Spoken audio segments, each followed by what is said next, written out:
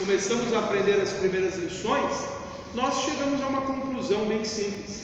Nós estamos aqui para evoluir, para aprender, para nos transformar, para nos tornarmos um dia espíritos puros. Sabemos que esta vida seria uma das etapas desse longo aprendizado que nos levará um dia a nos tornarmos isso que nós nem temos muita clareza, do que vem a ser, que é o espírito puro. Mas quando também pensamos nas condições de vida que nós temos, nós vamos chegar a uma conclusão. A maior parte do tempo da nossa vida aqui na Terra, ela se resume em atividades, em uma rotina que não é tão importante. É algo que parece que nos tira até a oportunidade de evoluirmos, porque nós temos que diariamente cumprir uma série de deveres, de obrigações, temos que estar cumprindo uma série de determinações para sobreviver.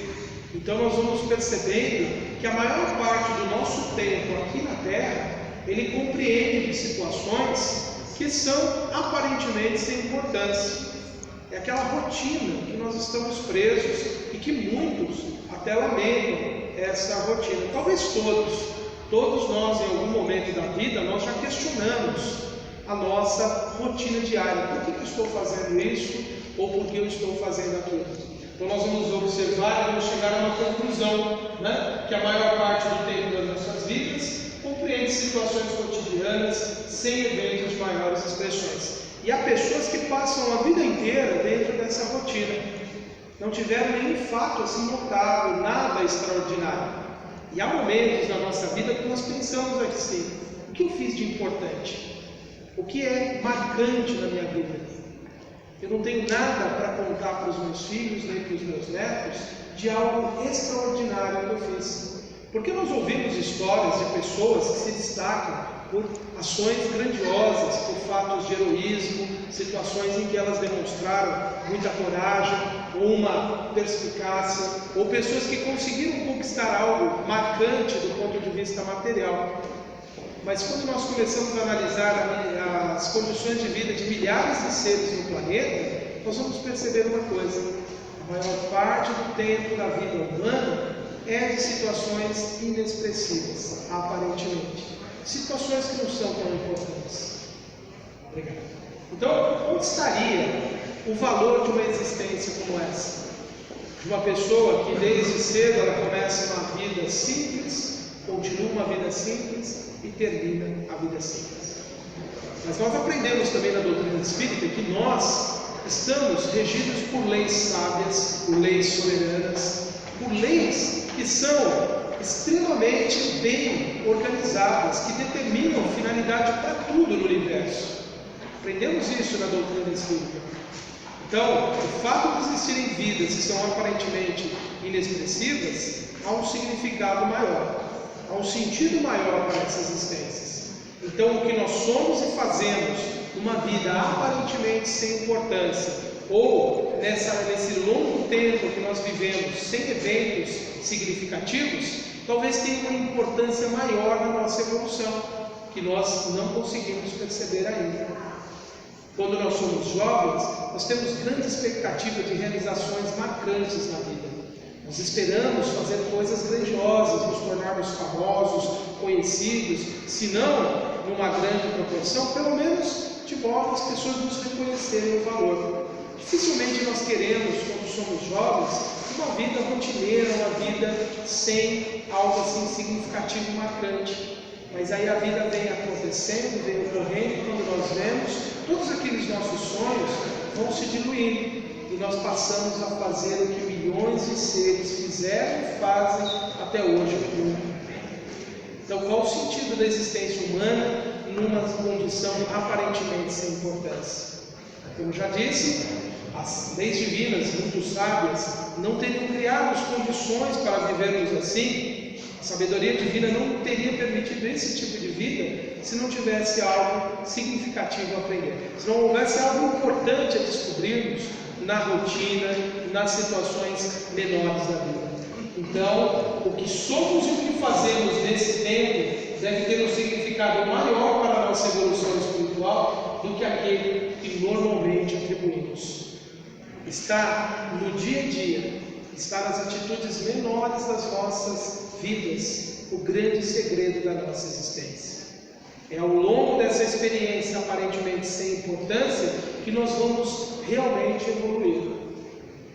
É ao longo dessas experiências aparentemente sem importância que nós estaremos nos preparando para momentos grandiosos, para momentos que são aqueles que nós achamos que são os mais importantes.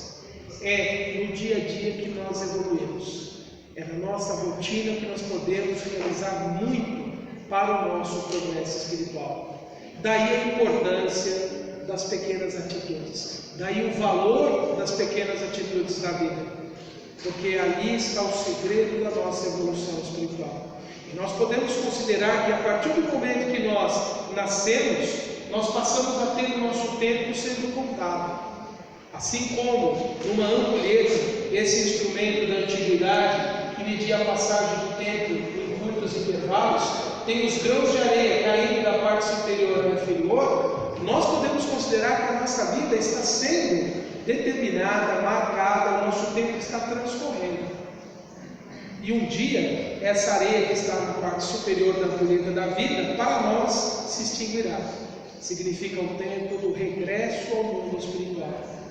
Mas da mesma forma que o tempo na ampulheta é contado pela queda de minúsculos grãos, a nossa vida aqui na Terra também está sendo marcada, está sendo contada pelas inúmeras atitudes, pelas inúmeras ações de pequena dimensão, de pequeno valor que estamos realizando diariamente. E um dia nós voltaremos ao mundo espiritual. Lá não há o tempo como nós concebemos aqui na Terra, porque o tempo é uma ilusão da mente do espírito encarnado. Para nós, o tempo existe em função de fenômenos da natureza que passaram a reger a nossa vida como encarnados. O nascer e o pôr do sol, os ciclos da natureza, para nós o tempo é medido dessa forma. Mas na realidade do espírito, o tempo ele não existe como nós concebemos. A ideia de tempo é algo que não é importante para o espírito eterno. Mas aqui, como encarnados, ele é extremamente importante. Por isso que entender e dar valor a cada situação que nós temos diariamente tem grande importância para o resultado da nossa vida. Chegaremos no mundo espiritual como espíritos vitoriosos ou não, dependendo da qualidade da nossa vida, na forma como lidamos com essas situações cotidianas, com isso que aparentemente é sem importância. Então nós podemos considerar que os grãos de areia em nosso tempo de vida são todos os nossos pensamentos. Tudo aquilo que nós pensamos diariamente constituem esses grãos que estão marcando a nossa passagem aqui no mundo. Cada ideia que nos surge e que é esquecida logo mais, ela tem uma importância, porque pelo pensamento, como veremos logo mais, nós estamos ditando rumo na nossa vida, estamos criando ligações ou não. Então a nossa vida está sendo marcada, caracterizada pelos pensamentos diários que nós temos. Quantos pensamentos nós somos capazes de conceber em um dia? Isso é contado em milhares. Já se tentou fazer essa estatística, saber quantas ideias diferentes uma pessoa pode ter ao longo do dia. Não ideias novas, originais, mas pensamentos. Quantos nos surgem à mente? Contado a centenas e milhares. Nós somos uma máquina que não para nunca de pensar, porque esse é um dos atributos do espírito em evolução, é um dos atributos nossos, o pensamento contínuo. Estamos produzindo ou reproduzindo pensamentos inúmeros o tempo todo. A qualidade deles determina a nossa evolução, mas não é apenas o pensamento que determina a nossa vida, as nossas palavras. Tudo que nós falamos diariamente repercute de alguma forma em nossa existência. E temos, ainda como esses grãos do tempo da nossa vida, as nossas ações. Diariamente realizamos inúmeras atividades e não percebemos o impacto que elas têm. Um gesto, uma forma de caminhar, uma forma de realizar uma tarefa. Cada uma dessas atitudes nossas, cada uma dessas ações, por menores que sejam, elas estão determinando algo na vida. Elas estão influenciando pessoas e estão trazendo resultados para nós.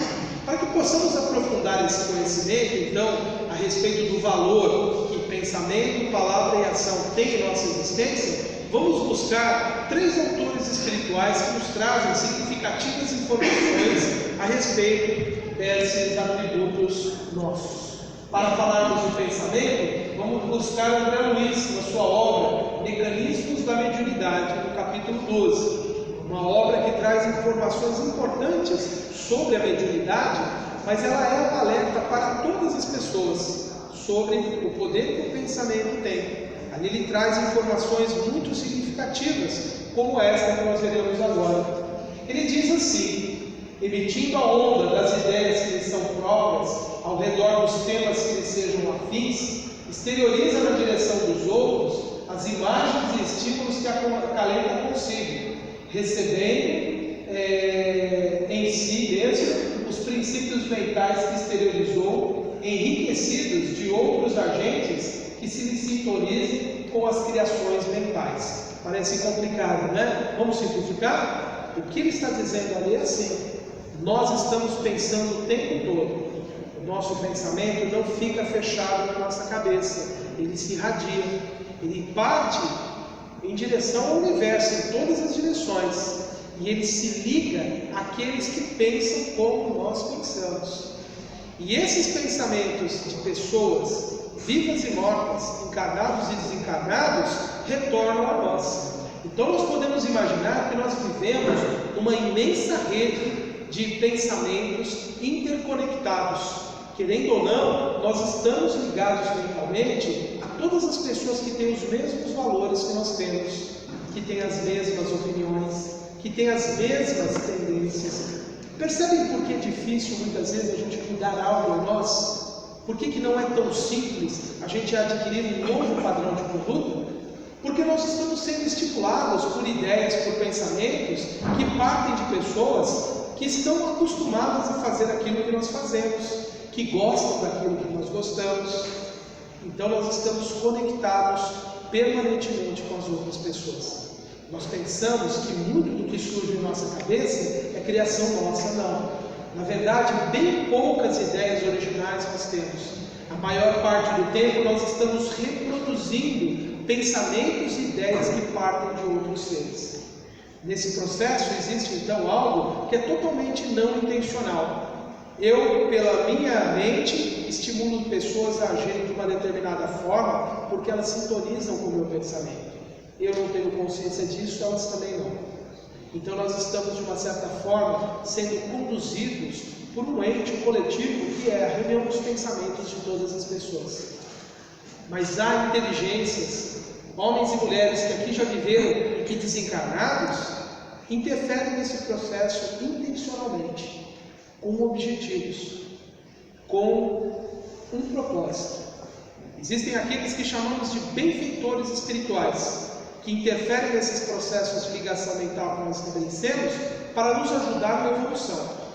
Mas existem também aqueles outros que desejam manter dominação, que desejam estabelecer o seu domínio aqui no mundo dos encarnados, ou dar continuidade às mesmas realizações que eles aqui fizeram, e também procuram, só que aí sem objetivos nobres, nos conduzir. São seres de natureza inferior, são espíritos que, embora inteligentíssimos, eles desejam continuar comandando pessoas como eles fizeram aqui quando encarnados. E eles exercem pelo pensamento o comando, a diretriz numa série de atitudes. E nós poderíamos, nesta noite, fazer uma análise do comportamento social que nós observamos hoje, de certas ideias, certos modismos, certas coisas que são influência direta dessa parte do mundo espiritual inferior, de espíritos que desejam manter aqui um certo domínio sobre nós encarnados. Eles estão comandando as pessoas pelo pensamento, pessoas que, de forma imprevidente, de forma sem preocupação com essas questões espirituais, como nós temos, já que estamos aqui buscando conhecimento espiritual, pessoas que passam a ser seus marionetes, passam a ser os seus comandados. Agora nos cabe refletir: será que nós também não somos, em algum momento da nossa vida, também comandados por essas mentes? Será que nós não somos influenciados por esses pensamentos? É uma reflexão que sempre devemos fazer. Saber qual que é a origem dos estímulos mentais que nós temos recebido. As ideias que nos surgem nos impulsionam para quais ações? Pelo objetivo que nós vamos ter das nossas ações, oriundas dos nossos pensamentos, nós poderemos saber a qualidade da influência em nossa vida. A nossa disposição na vida é de confrontar, brigar, dominar, agredir. Se as nossas ações são pautadas por essas características, muito provavelmente nós somos comandados por essas inteligências. Nosso propósito na vida, apesar de errarmos com muita frequência, ainda é o bem, é auxiliar, é perdoar, é compreender, é realizar o bem. Então a influência espiritual inferior, ela é menor na nossa vida também. Agora veja que nós somos também emissores de pensamentos e estimulamos. Cada vez que nós pensamos em algo, nós estamos dando força a esse objetivo que estamos pensando. Por isso que temos que ter uma cautela muito grande com os pensamentos que diariamente produzimos, porque eles estão influenciando e recebendo influência, estão determinando o futuro coletivo.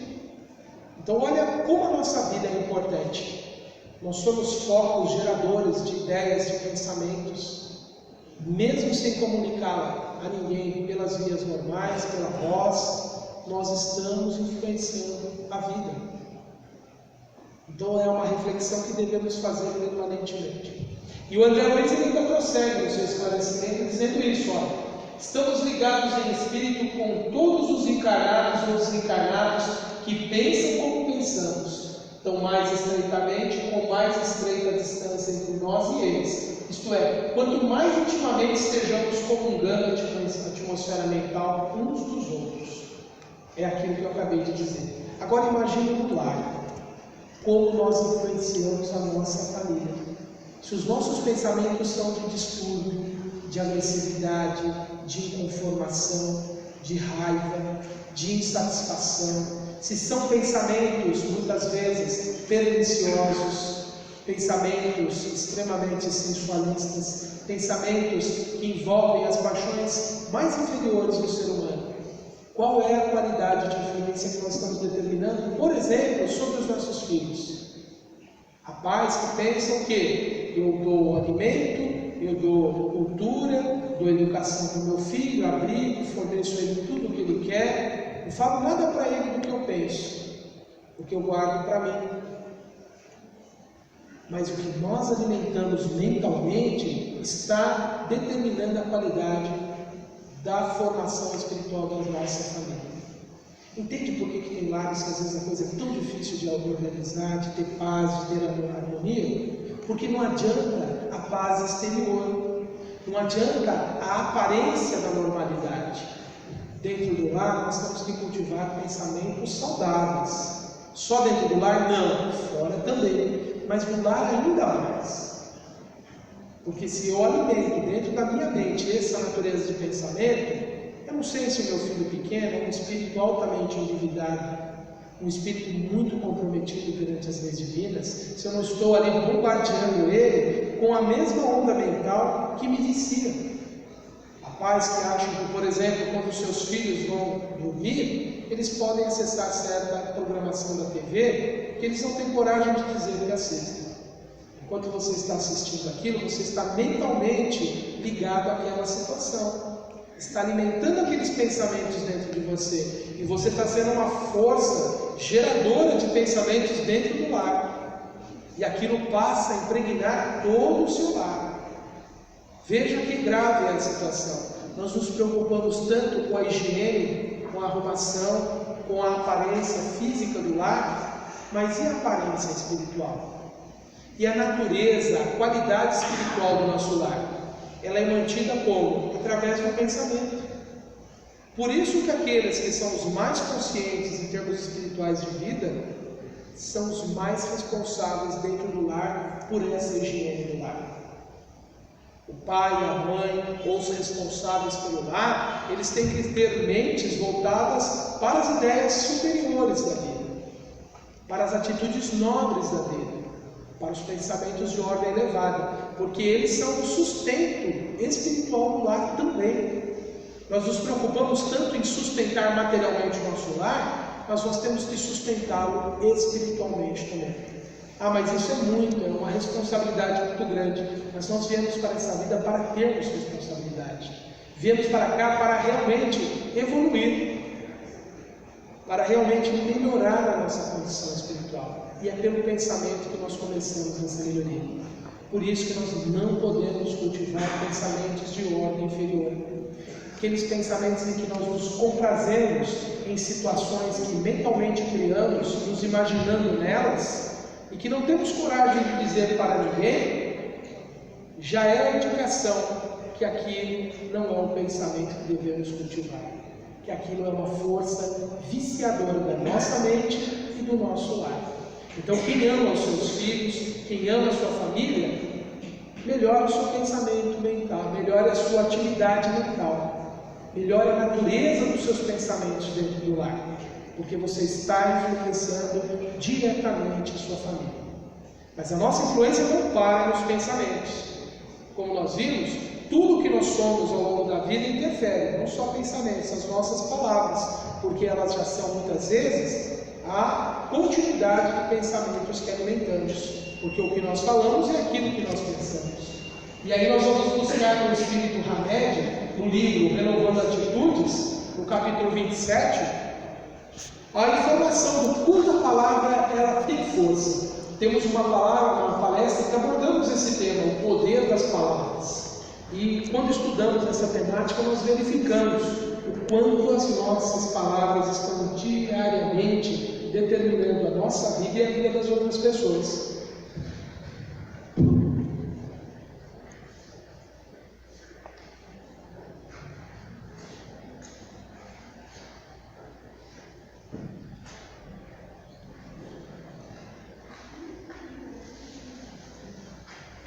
Hamed vai então nos dizer no livro Renovando Atitudes o seguinte: todos nós recebemos e transmitimos mensagens articuladas constantemente, retemos essas mesmas informações ou não, realizamos somas ou subtrações mentais com palavras e atitudes vivenciadas atualmente e com outras recebidas anteriormente, para chegarmos a novos conceitos e conclusões sobre a realidade. Nós estamos determinando diariamente as ideias que as pessoas vão nutrir por algum tempo a partir do que nós falamos.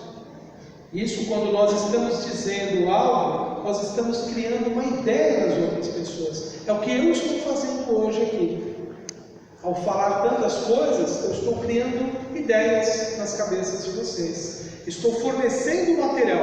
Alguns vão rejeitar essas informações, outros vão aceitá-las, alguns vão considerá-las parcialmente ou não, mas o que eu falo está de alguma forma determinando a vida de vocês. E o que cada um de nós falamos diariamente cria um impacto na vida do outro. Você quer ver onde a gente observa muito isso? Observe, nós entramos num novo ambiente de trabalho, com toda aquela garra, com toda aquela vontade de mostrar serviço, de dizer que nós somos bons profissionais, até acreditamos em tudo aquilo que eles nos prometeram, dizendo que é uma boa empresa, e aí nós vamos ali com toda a empolgação. Aí começam a vir os colegas nos ambientar aquele local, começam a nos advertir que o chefe não gosta de tal coisa, que aquele colega tal faz determinadas coisas que nós temos que tomar cuidado. A nossa disposição em relação àquele ambiente começa a mudar, porque nós passamos a ser influenciados por aquilo que as pessoas estão nos dizendo. É isso que ele está falando aqui. Nós fazemos somas e subtrações na vida com o que as pessoas nos falam. Aquilo que o outro me fala, querendo ou não, por mais independente que eu julgue ser, de alguma forma me influencia. Quando nós somos, por exemplo, tratados com gentileza, com carinho, nós passamos a ter confiança nas pessoas. Quando elas nos endereçam palavras respeitosas, nós fazemos uma imagem daquela pessoa, que ela é uma pessoa íntegra, que ela é uma pessoa legal, que ela é uma pessoa idônea. Mas se ela começa, por exemplo, a falar dos outros, a falar mal das situações, a pôr crítica em tudo, nós já começamos a ter uma imagem negativa daquela pessoa, achando que ela é uma pessoa negativa, e nós podemos criar um distanciamento dela. Então a vida ela é determinada pelas nossas palavras o tempo todo. Elas estão interferindo diariamente. Agora imagine no lar o quanto as nossas palavras influenciam os nossos familiares. Imagine o pai e a mãe diariamente falando para os filhos assim: nesse país, quem é honesto nunca tem vez. Quem trabalha não consegue nada. Quem se esforça para andar na linha está sempre sendo prejudicado porque tem um que está sempre criando algum problema. Esse país não tem jeito. E a criança, o jovem, vai se desenvolvendo, recebendo aquelas ideias dos pais. Há espíritos que, por sua natureza, por sua experiência, eles rejeitam isso e felizmente não se deixam influenciar. Mas outros, eles se deixam influenciar. Eles vão acreditando. Muitas vezes são almas, são espíritos muito frágeis ainda na sua conduta, na sua ética, e no primeiro momento que ele puder vencer desonestamente, ele pode até não lembrar das palavras, mas a ideia que ele captou por aquilo que o pai e a mãe falavam diariamente para ele vai pensar: não, essa é a minha oportunidade de me dar bem, não importa se eu vou prejudicar os outros. Então nós podemos determinar o futuro dos nossos filhos pelo pessimismo que nós transmitimos nas nossas colocações diárias. Então vejam como as nossas palavras, tão aparentemente sem importância, foi só um comentário, foi só uma fala, mas não, tudo aquilo eles vão absorvendo e vão moldando a vida, eles vão determinando a vida. Isso não significa que nós vamos ser mentirosos, vamos falar para os nossos filhos: olha, o mundo é maravilhoso, você sempre vai lidar com pessoas honestas, o seu trabalho digno sempre vai trazer altos lucros, alto resultado. Nós não vamos falar isso, mas nós não vamos acentuar tanto a negatividade, não vamos prestigiar tanto a ideia de que só os desonestos é que prosperam, porque aquilo que nós afirmamos diariamente torna-se verdade para o outro e em muitos casos para nós mesmos. Há pessoas que usam inclusive esse recurso, se autoafirmam determinada condição para se tornar aquilo, porque a partir daquilo que eu falo, eu estou influenciando os outros e a mim mesmo. E as palavras, elas podem nos fazer reinterpretar a nossa vida. Há uma fase da vida em que nós vamos amadurecendo e envelhecendo, e nós temos uma tendência a supervalorizar os aspectos negativos da vida. É uma fase que nós estamos descontentes com os resultados, porque achamos que a nossa vida foi muito simples, e nós começamos a dizer que não tivemos nada de bom, que a nossa vida sempre foi muito sofrida, foi muito difícil. E nós vamos reinventando a nossa história a partir dessas afirmações. Vamos dizer tanto que fomos infelizes, que passamos a acreditar que realmente fomos infelizes.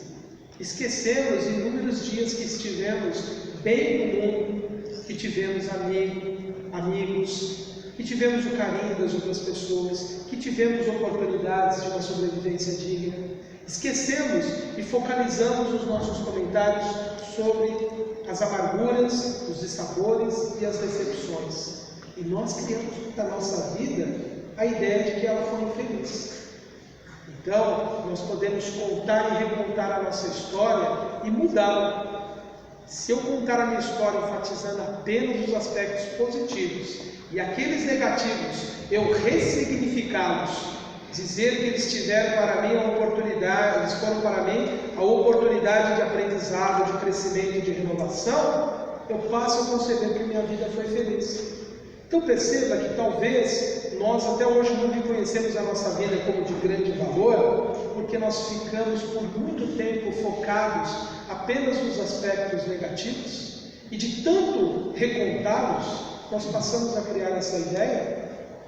Eu conheci uma pessoa bem próxima, que ela durante muito tempo, ela contou aos seus familiares sempre experiências assim positivas da sua vida, sempre experiências significativas.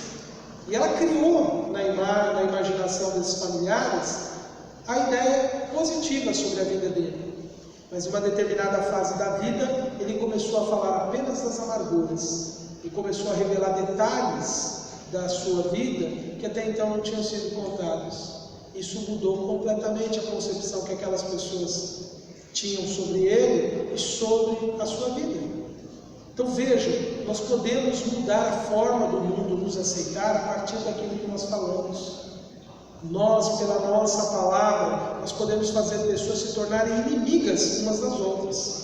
Há uma outra história de um marido que sempre chegava em casa e contava do chefe apenas os aspectos negativos dele, a ponto da esposa desenvolver uma aversão por uma pessoa que ela não conhecia pessoalmente, de tanto que esse marido contou aspectos negativos do chefe. Ele estava sendo parcial nessa narrativa, porque certamente aquela pessoa tinha outras qualidades, tinha outras características. Talvez para ele ela não fosse boa, mas para os outros poderia ser. Então veja como nós criamos um mundo a partir do que nós falamos.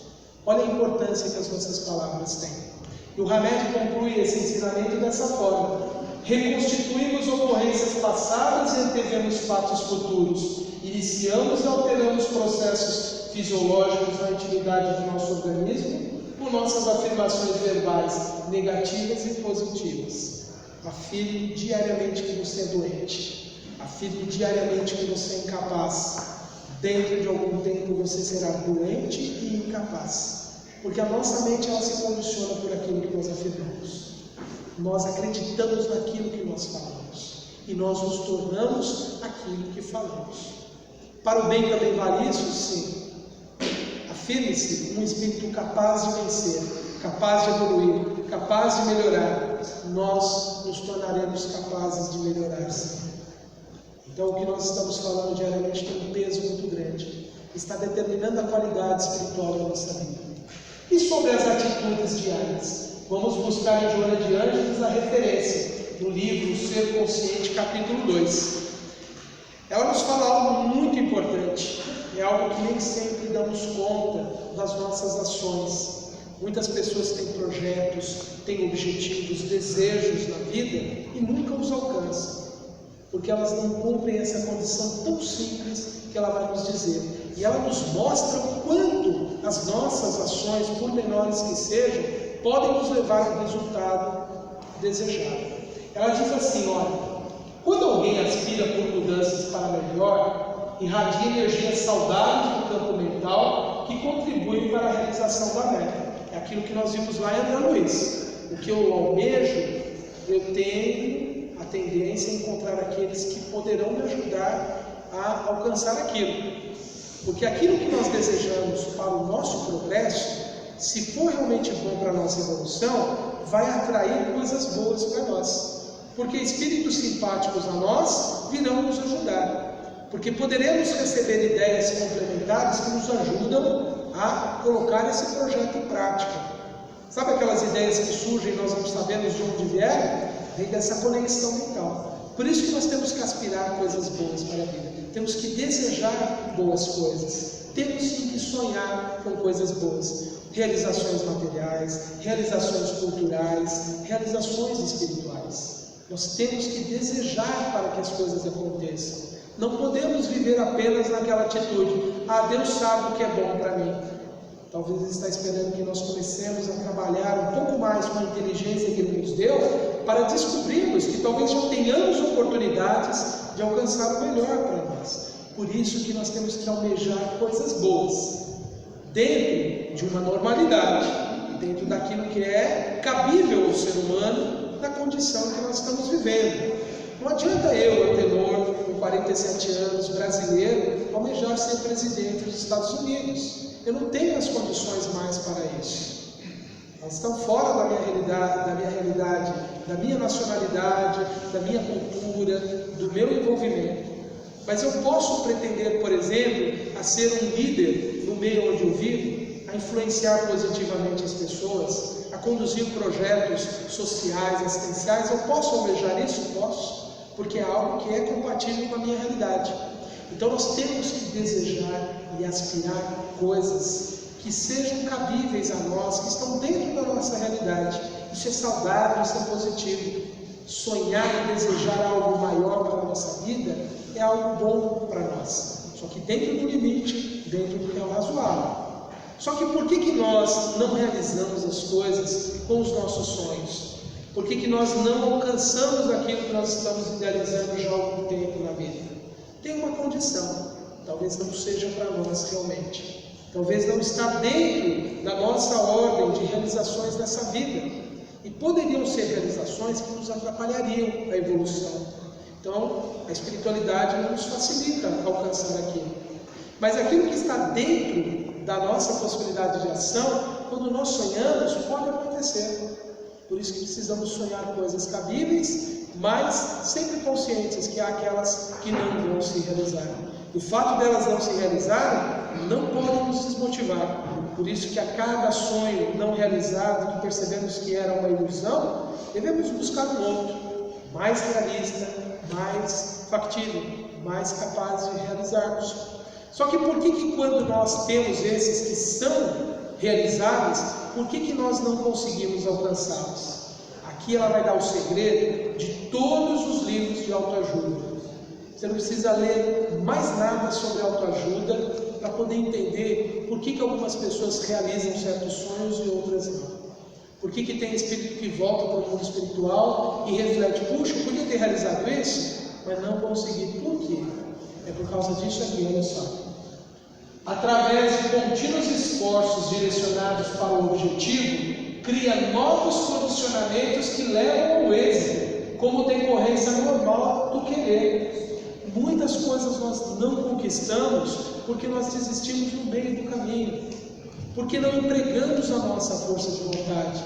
Tem pessoas que falam assim, poxa, eu queria tanto ter uma qualificação profissional a mais, fazer um curso a mais, mas eu sempre começo e desisto. É por isso, ele não insistiu, ele não venceu a sua resistência, a sua dificuldade, o seu cansaço, ele não insistiu nesses esforços contínuos. A mesma coisa vale para o lar. Tem pessoas que dizem assim, eu desejo tanto ter um lar pacífico, um lar harmonioso, mas a pessoa desiste. Ela vai trocando de experiências, porque conviveu um tempo com uma pessoa, não dá certo, separo, vou para uma outra experiência. Aí vou pulando de experiência em experiência, por quê? Porque eu não me esforço realmente para corrigir aquilo que é necessário. Há pessoas que não se separam, mas vivem uma longa vida infelizes. Por quê? Não se esforçam corretamente para a solução dos conflitos. Porque quer muitas vezes no lar o quê? Que o outro se subordine, que o outro se submeta, que o outro obedeça para que tenha paz no lar. Só que nem sempre as pessoas estão com essa vontade. Então o que nós temos que fazer para ter paz no lar? É buscar o diálogo, o entendimento, a conciliação, o atender interesses comuns, o respeitar o outro. Esses são os esforços diários para ter um lar feliz.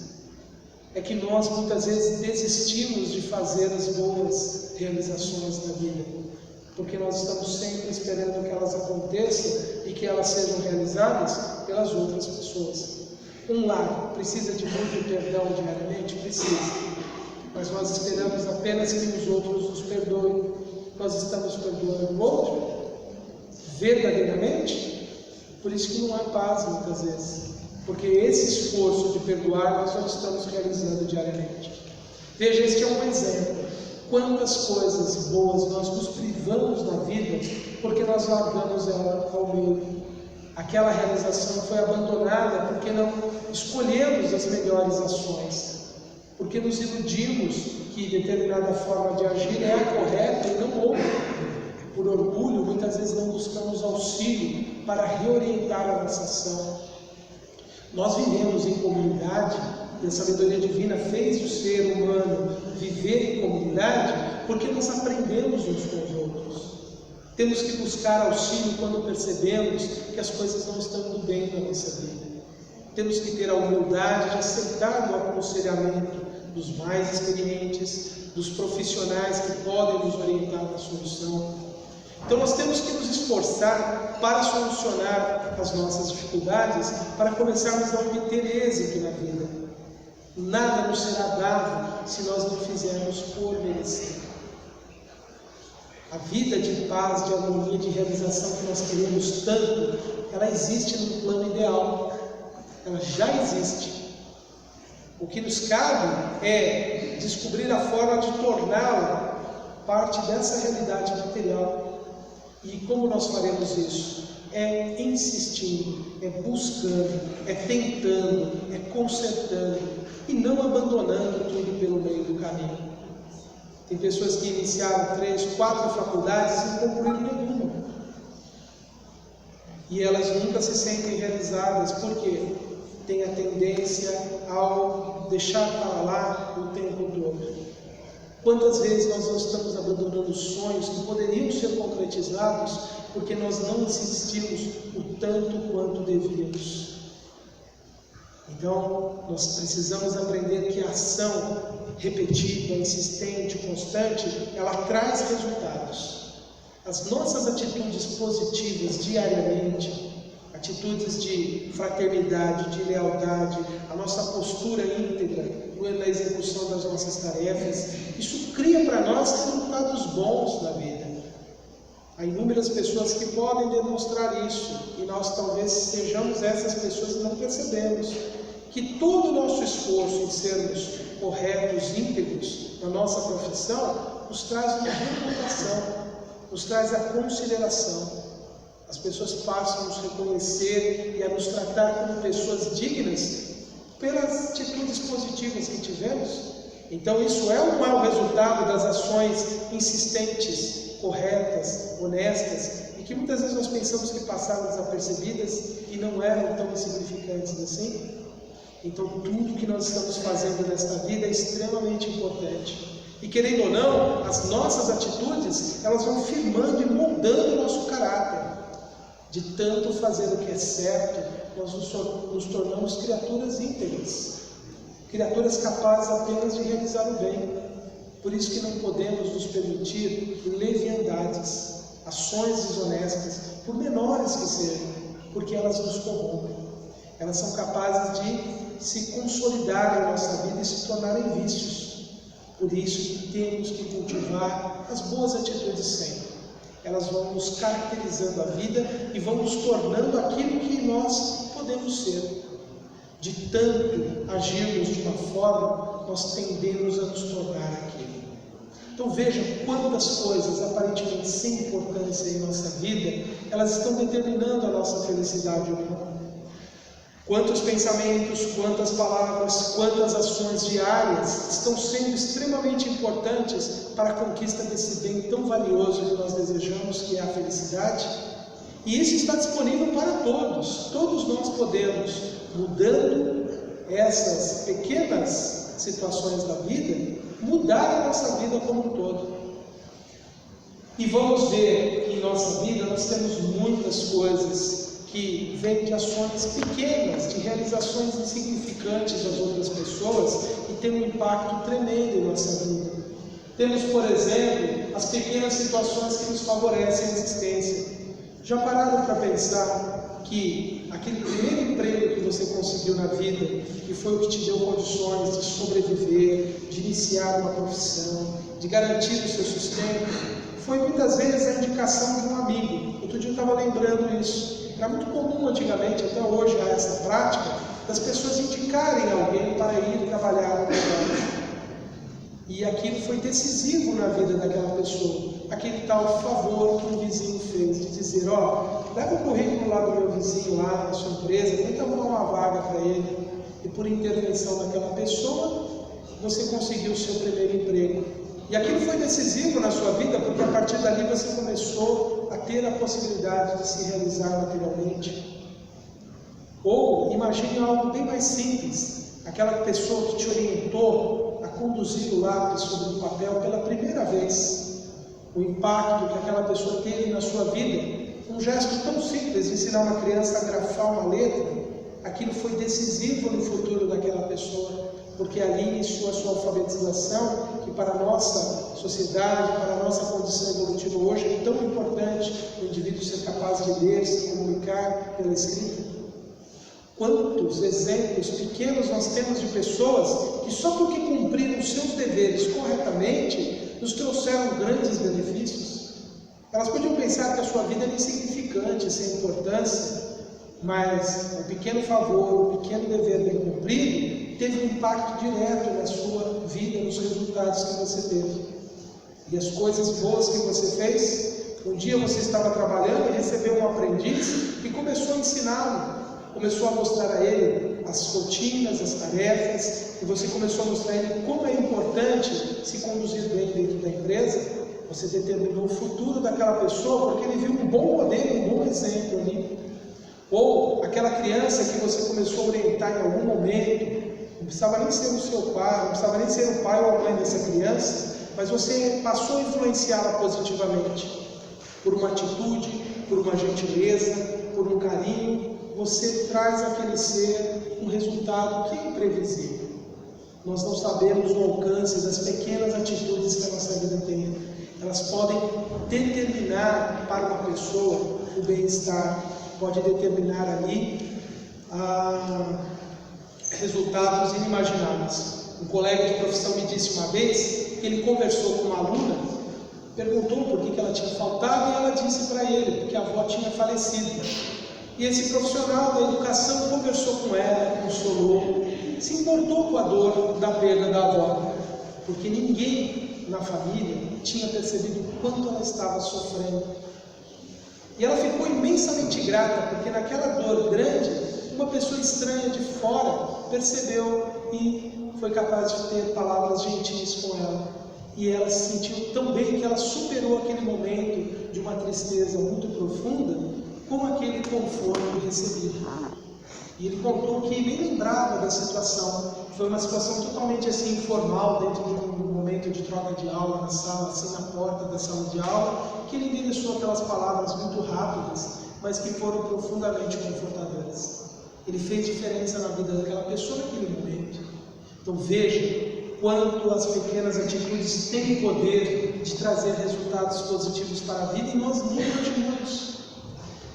Nós vamos pular alguns desses exemplos, porque nós temos algumas coisas a relembrar aqui que são importantes para ver como as pequenas atitudes têm grande valor na vida humana. Nós temos a passagem do Evangelho, que está lá nos Evangelhos de Marcos e Lucas, capítulos 2 e 21, quando Jesus falou do óbolo da viúva. Ele estava no templo, aquela construção magnífica, cheia de ofertas que eram dadas pelas pessoas mais ricas, arcas com tesouros, com joias, com moedas de ouro, e Jesus chamou a atenção dos discípulos para uma humilde viúva. Uma mulher que naquela época era muito desprotegida, a viúva nesse tempo de Jesus, por muitos séculos, era uma pessoa desprezada pela maioria. E ela, no atendimento de todo mundo aqui, porque ela está dando aquilo que ela acha que deve dar, que é aquilo que ela tem. Ela estava fazendo tão pouco, mas tinha um significado espiritual inimaginável aqui, porque ela atendia a sua consciência, a sua noção de dever naquele momento, com o sacrifício. Por isso que Jesus disse que o maior tesouro era o que ela estava oferecendo e não o tesouro dos mais ricos. Jesus, nesse momento, ele estava falando que as pequenas atitudes, elas têm um grande valor, que o menor que nós podemos fazer no momento, se ele é feito de coração, ele tem uma importância muito grande espiritual. E temos outras referências muito valiosas. Temos na caridade inúmeras formas de agir. Normalmente nós pensamos que a caridade deve ser algo magnífico, algo que nós doamos, algo muito grandioso, até desejamos e tentamos fazer às vezes um negócio com Deus. Deus me inspira 6 dezenas na Mega Sena e metade eu dou para os pobres, eu ajudo a instituição, eu auxilio os abandonados. A gente esquece que na verdade a gente não quer ajudar ninguém, a gente quer que Deus nos dê a outra metade do prêmio da Mega Sena, não é assim? Porque quem quer realmente ajudar alguém tem inúmeras formas diariamente para ajudar. Não precisa ganhar na loteria para ajudar, não precisa esperar o salário aumentar para ajudar, nada disso.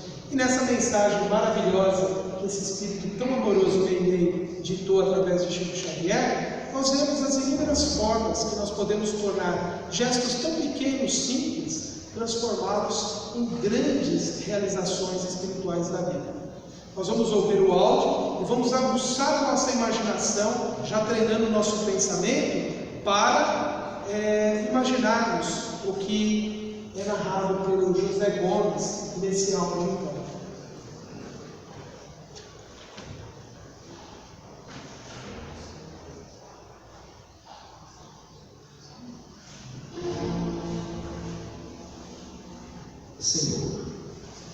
Quando alguém estiver em oração, referindo-se à caridade, faze que esse alguém me recorde, para que eu consiga igualmente ajudar em teu nome. Quantas criaturas me ficam indiferentes, e quantas me abandonam por lixo emprestado. Dizem que sou moeda insignificante, sem utilidade para ninguém. Contudo, desejo transformar-me na gota de remédio para a criança doente. Atiro-me à distância quando surjo na forma de um pedaço de pão que sobra à mesa. No entanto, aspiro a fazer ainda a alegria dos que choram de fome. Muita gente considera que sou prato velho para o esfrego, mas anseio agasalhar os que atravessam a noite de pele ao vento. Outros alegam que sou o resto do prato para a caia do esgoto, mas encontrando irmãos fraternas que me auxiliem, posso converter-me na sopa generosa para alimento e consolo dos que jazem sozinhos no carro do infortúnio refletido na morte. Afirmam que sou apenas migalha e por isso me desprezam. Talvez não saibam que certa vez, quando quisestes falar em amor, narrastes a história de uma dracma perdida e, reportando-te ao rei de Deus, tomastes uma semente de mostarda por paz de teus desígnios.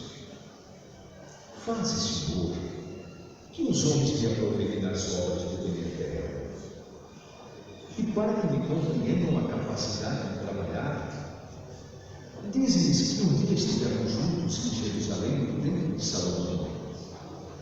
Entre as riquezas dos poderosos e as joias faiscantes dos santuários, conta-lhes que me vistes e me abençoastes nos dedos mirrados da pobre viúva na afeição que tem.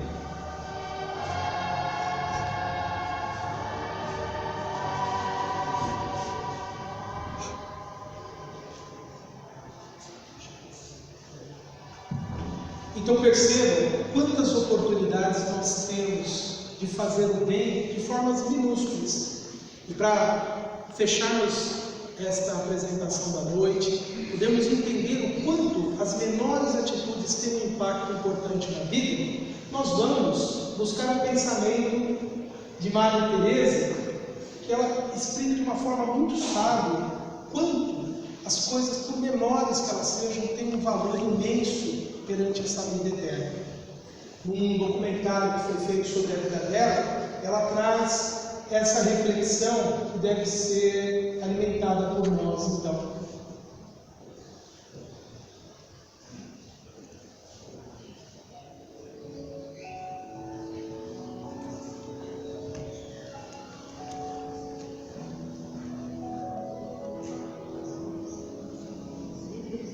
Não se trata de quanto se faz do tamanho das tarefas.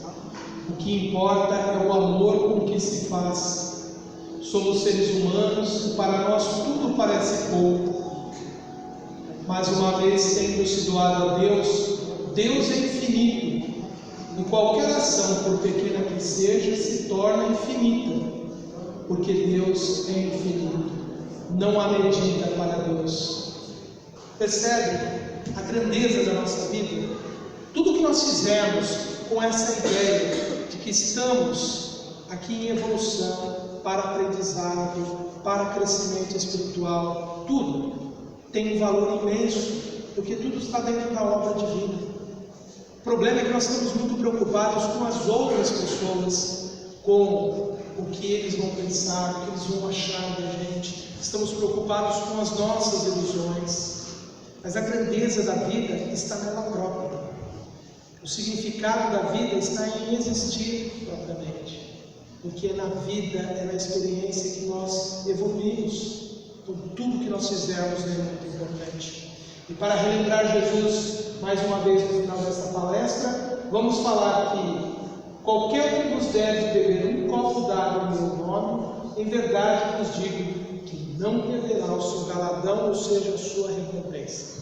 Até um copo d'água que damos em nome de Jesus, ou seja, o bem que nós fazemos seguindo os seus ensinamentos, até isso repercute em nossa vida.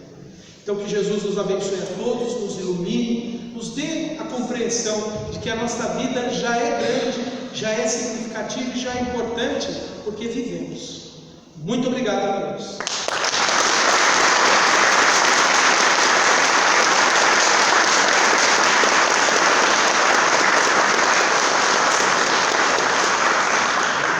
Eu agradeço a todos.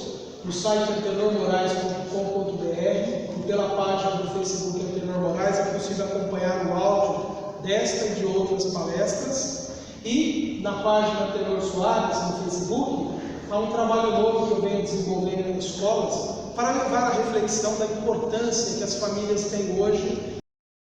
Muito obrigado, fiquem com Deus.